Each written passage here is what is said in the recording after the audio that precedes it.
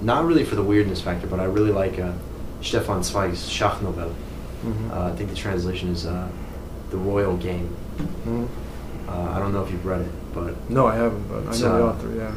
Yeah, it's about a man on a ship, and he's kind of an older guy, and it starts out telling the story of this like chess genius kid who's like really good at chess and everything. And then he grows up and he just continues playing chess, and I guess he was adopted or something. I may be remembering some of this wrong. It's been a while since I've read it. But eventually he meets this older guy on the ship who also was a chess master. And the reason I say master is because this guy was actually taken in by the SS during the Nazi control over Germany and most of Europe. And he was an educated guy. He wasn't a Jew. He was a German. So he wasn't sent to concentration camps, but it tells the story of what happened to the universities at that time. What happened to educated men, or seemingly educated men, that were considered to be, the pinnacle of thought. Einstein and these people before the days of National Socialism. And this guy gets taken and put like in this hotel, and it seems like really nice at first. And they take him into the room, and the windows are all boarded up. There's nothing on the boards. There's just regular wood. There's a bed, a table, and I think maybe a dresser or something. But there's no chairs or anything. And there's nothing to write on. No stones to carve in the wood. No pencils, nothing. And then there were some curtains, I think.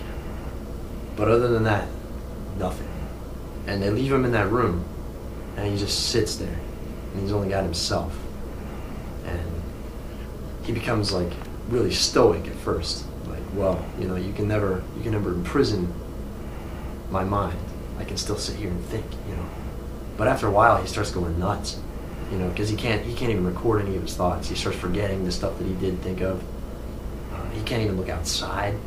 And the only interaction he gets is a guy that shoves the food under the door every day, bar none, and he eats the food. They come back and take it, and that's it. Same guy. They don't say any words to him. He can't even speak with them because they refuse to talk to him. So he doesn't even get human interaction from the guards. And he's locked in there, of course, so he can't just escape unarmed. Even if he did escape, he'd probably be shot or just escorted back, one or the other. But one day, they take him down for questioning, and they question him several times throughout the book. Just endless questions that lead nowhere. It doesn't seem that there's any rhyme or reason for asking them, like, so what's your name? They ask him again. Where were you born? What are you doing? Are you a Nazi? Blah, blah, blah. And he just kind of answers the questions, goes back. And he hopes every time that he goes, well, maybe this time I'll get to escape. Maybe this time they'll let me go. They'll let me go back to my house, They'll let me go back to the university. And no, it never happens. So he just goes back to the room and sits there. Well, finally, he's able to pocket a book from one of the SS guards. I think it's in his jacket pocket or something. And then he hides it. He hides it under his shirt or something. And he goes back to his room. He gets escorted back. But now he knows that he has that book. He doesn't know what it is yet. And in fact, he doesn't even look at it. He just hides it under the bed for like a week or something. And he just lives off of the knowledge and off of the realization that he has something. That something is there. That there is another reality past what I'm experiencing here, and it's right under my bed. But I don't want to spoil it yet. I want to just let it. I just want to savor that feeling for as long as possible. So after a week, he decides, okay, I'm gonna open it. So he opens it up, and there's a passage in there that says, well, it wasn't anything I was expecting. It wasn't a great classic novel. It wasn't a book on philosophy. It wasn't even a book on categorization of botanical plants. It wasn't a dictionary. It wasn't a thesaurus. Nothing like that. What it was chess moves. Like, it gives you the setup. It gives you your opponent's first move. and it tells you in so many moves how you're supposed to defeat them in any conceivable circumstance. And at first he's enraged, outraged. There's not even a word in here. There's just pictures, just diagrams of chessboards. Just mindless, just black and white pieces. That's it in the whole fucking book. So he like throws it across the room and just starts to like rip his hair out. But then he gathers his composure, goes and picks up the book, and kind of looks at it again, and he's like, okay, all right, I'm gonna do this. I'm gonna figure this out. So he sits there, and for like the next like year and a half, something like that, a ridiculous amount of time, he just memorizes these chess moves, and he's just got these numbers and letters in his head: A7 to B2, blah blah blah blah blah. Just on and on and on. He just memorizes it, and eventually he cuts off, I think, pieces of a quilt or something that was on a bed. And like just rips them up and makes pieces out of them so that he can at least move them around. And eventually he becomes a master, going back to that, in a sense of the word, by playing chess with himself. And so going back to the ship, he's on the ship that's going to this like grand final chess tournament in Russia. And this older guy hates chess now, obviously. He's been released by the SS. This is many years later, I think like in the 80s or something. And the boy comes up and says, like, you know, so have you ever played chess before? And this is about halfway through the book. Have you ever played chess before? And he's like, he says something like, oh, have I ever played chess? And then it goes into the story of how he found the book and everything. And then he says, yeah, I played chess, but not in the way you think of it.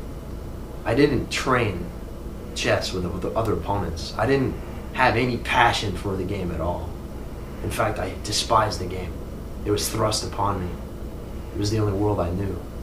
And then he tells his story, and it's just really, really touching, I think, that book. And it's only a novella too, like 100 pages or something. I have not read the English translation, so I don't know how it compares to the German one. But the German one is indeed very, very touching. And I think Zweig's point with the whole book is that the worst things that the Nazis ever destroyed was information. Information. They didn't. In essence, they destroyed thought. They killed thought. You know, you're either a National Socialist or you're an enemy. You know, you're either with us or against us. In fact, Hitler said National Socialism will replace religion in one of his great speeches. It was recorded in a movie by Riefenstahl. Triumph of the Will. Yeah, Triumph of the Will. Triumph des Willens. I fell asleep watching that movie. Yeah. You know, but it's a magnificently structured, choreographed, piece of art. Propaganda at its best. Yeah. But how did you come across Zweig's novella? Well, once again, it was from my professor. My German professor had us. It was for his culture and his culture class, German culture and history class. Dr. Jeff Howes. He gave us an assignment. Jeff, the guy who plays mandolin? Yeah, yeah. Okay. Which I still have never seen, which I'd like to, but maybe just a rumor. How do you know he plays the mandolin? Well, I've seen pictures of him on Facebook playing it. I mean, maybe Okay. I'm pretty sure he plays it. I've heard that he plays it like the Black Swan Park. I just ran into him today. Oh yeah. He was going somewhere, so I just said hi. That's great. Nice guy. He's a good guy. I love him. Yeah. Yeah. He gave an assignment where we had to read a book. It didn't have to be in German because there were non-German majors in this class, and you had to read the book and then write a paper on it. I think. Did we have to write a paper? I don't remember, but yeah, I think we did. But anyway, he told me, well, why don't you read that one? That looks like a good one. I think you'll like it. And I said, well, okay. And I really respect Dr. Howes, and so I was like, all right, I'll check this out. So I read it, and once I opened it, I couldn't stop reading until I got to the end. And it was magnificent, magnificent piece. You know, at the last open mic, before I went to it, I talked to Dylan Martin. He's a graduate student in German language. And on the way out, we were discussing which Brecht poems we wanted to read aloud. He in German, myself in English. And Jeff was outside the office, and Dylan's office, and he just opened up the book and said, "Read this." And it was a poem about Lao Tzu.